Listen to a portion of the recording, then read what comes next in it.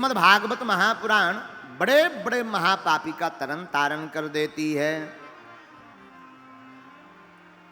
Dhundhukari number 1 का पापी था, परंतु मरने के बाद भी उसके नाम से कथा का आयोजन किया, सोई उसका कल्याण हो गया। और धुंधकारी चतुर्भुज रूप लेकर के प्रकट हुआ, और जैसे ही प्रकट हुआ तो बड़े भाव से गाने लगा। धन्या भागवतिर्वार्ता प्रेत पीड़ा विनाशिनी, सप्ताहोऽपि तथा धन्या कृष्ण लोके फलप्रदा। धन्य है भागवत की कथा। क्या बोले धुंधकारी? धन्य है भागवत की कथा, जो मुझ जैसे महापापी का भी तरन तारण कर दिया। और उसी समय भगवान श्री हरि के पार्षद विमान लेकर आए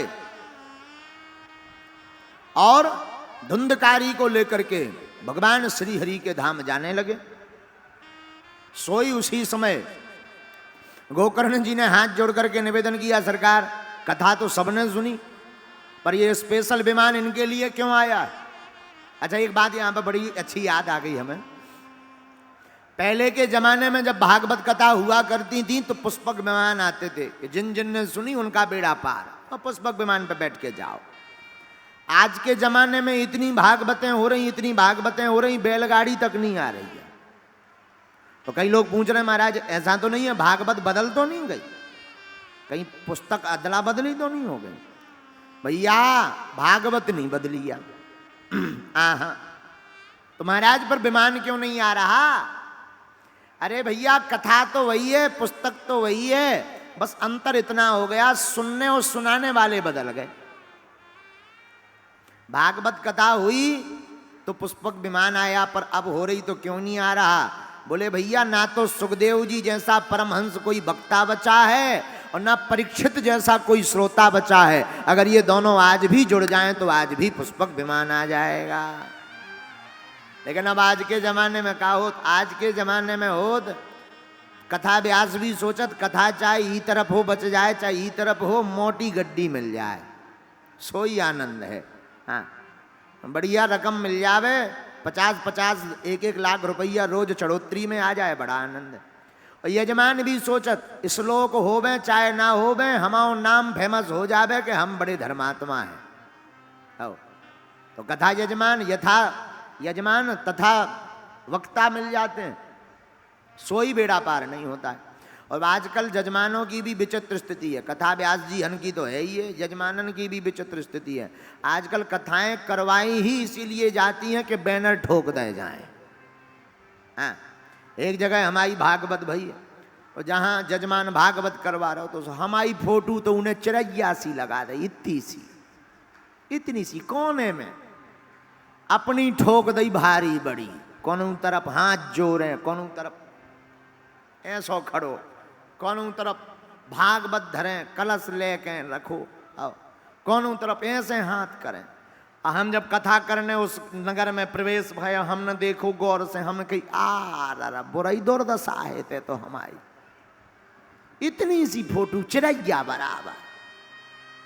और जब जजमान शाम के हमारे लो आओ पूजा पाठ का, हमने कहा सुन बैनर में हमारी छपवाई का या फोटो अपनी अपनी लगा ले तो आगे के लगे। तो आजकल जजमान भी ऐसे, अब व्यास जी भी ऐसे, बोलो सीताराम। तो पुष्पक विमान आया तो गोकर्ण जी ने हाथ जोड़कर निवेदन किया कि देखो महाराज कथा तो सबने सुनी, पर ये विमान स्पेशल धुंधकारी के लिए क्यों? जब कथा सबने सुनी तो सबके लिए आना चाहिए। तो बड़ा प्यारा जवाब दिया, जरा सुनना मेरे पागलो। श्रवणस्य विभेदेन फल भेदो अत्र संसिथा, श्रवणम तु कृतम सर्वेन तथा मननम कृतम। सुनो, कथा तो सबने सुनी, पर जीवन में कथा सुनकर के मनन केवल धुंधकारी ने किया है, इसलिए कथा का फल धुंधकारी को प्राप्त हुआ। मानो ये बात कहना चाह रहे हो वेद व्यास जी कि कथा सुनना महत्वपूर्ण नहीं है, कथा सुनकर के जीवन में उतारना बहुत महत्वपूर्ण है। और आजकल हाल ये है कि गुरुजी को तो सब मानते हैं, पर गुरुजी की कोई नहीं मानता।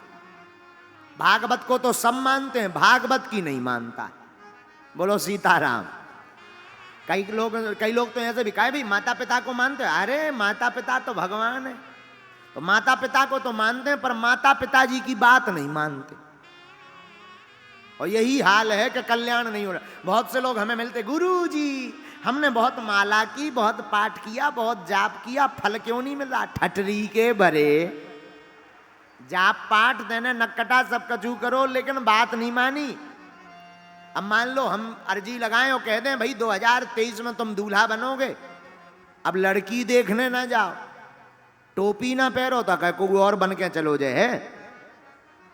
भागवत भगवान रामचरितमानस मार्ग बता सकती है, चलना तो आपको ही पड़ेगा। डॉक्टर दवा दे सकता, भाई ये गोली है सुबह शाम खाओ।